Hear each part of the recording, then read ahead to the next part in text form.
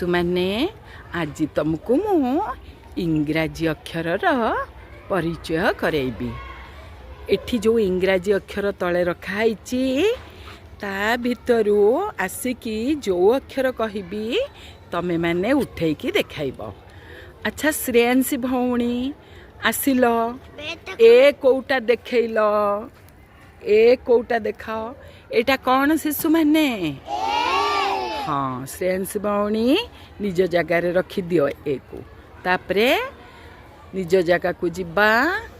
एबे अंशुमान भाई आसीबा अंशुमान भाई आसीबा सी कोटा देखल सी देख अंशुमान भाई कौन देखले सी समस्ते देखिल तो हाँ रखिबा एथर अंशुमान भाई।